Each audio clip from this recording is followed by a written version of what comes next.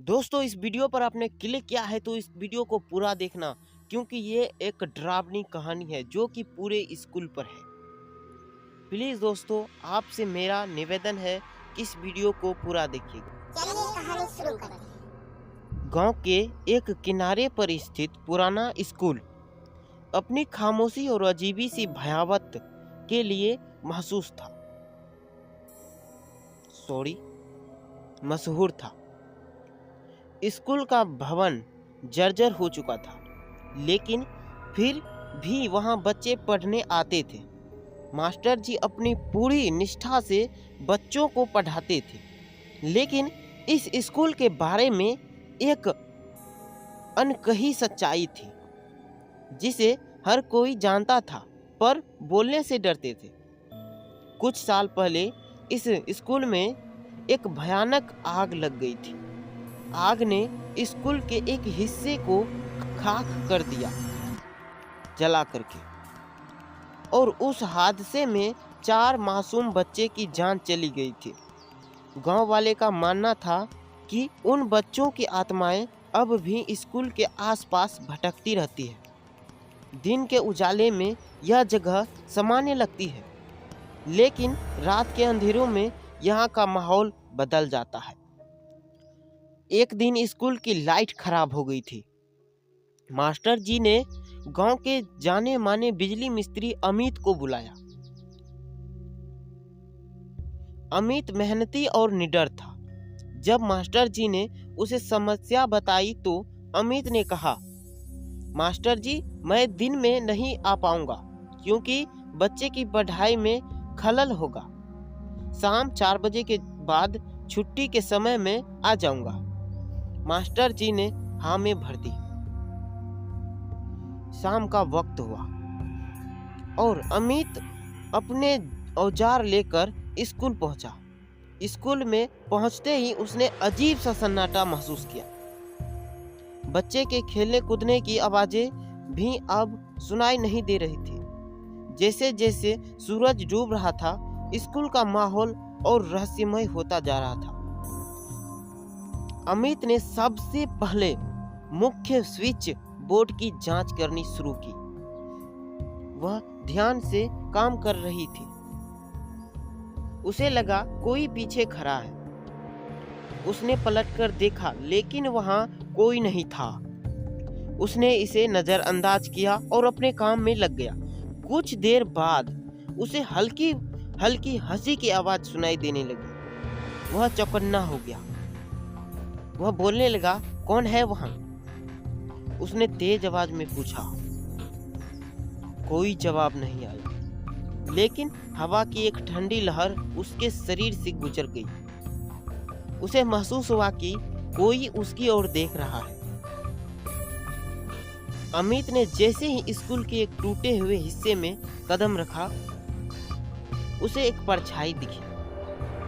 वह परछाई एक छोटे बच्चे की थी जो कोने में खड़ा था।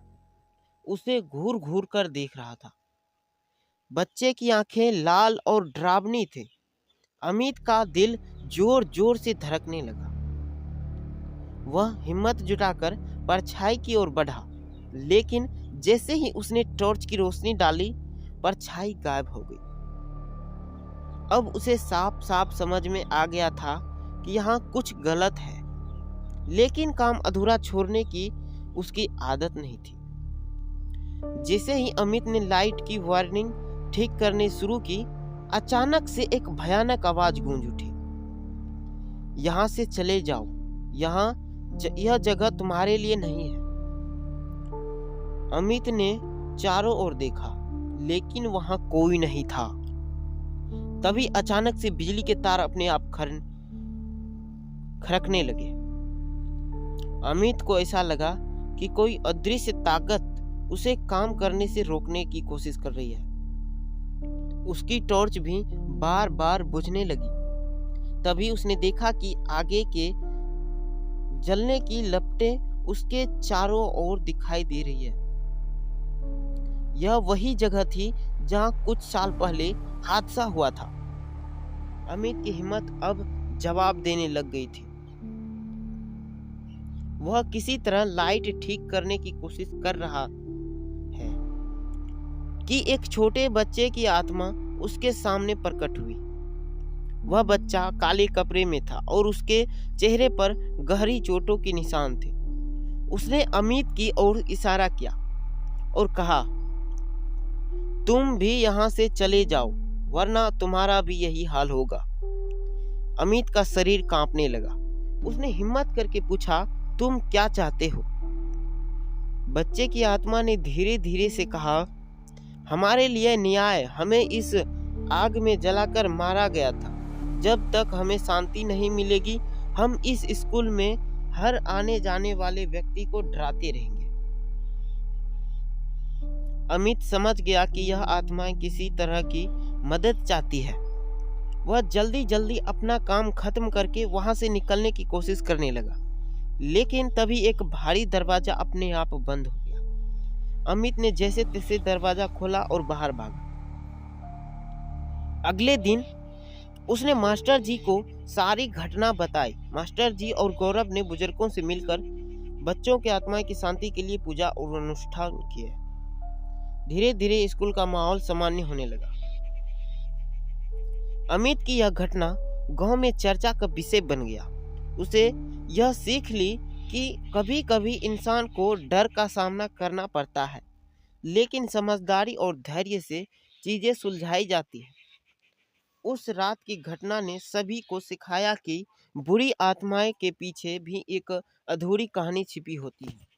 तो दोस्तों, आपको हमारी स्टोरी कैसे लगी हमें कमेंट में बताइए और हमारी वीडियो को लाइक कर दीजिए। अगर आप नए हैं तो सब्सक्राइब कर दीजिए। प्लीज़ आपसे निवेदन है, अगर आप लाइक करते हैं तो हमारे अगले वीडियो बनाने की मोटिवेशन मिलती है।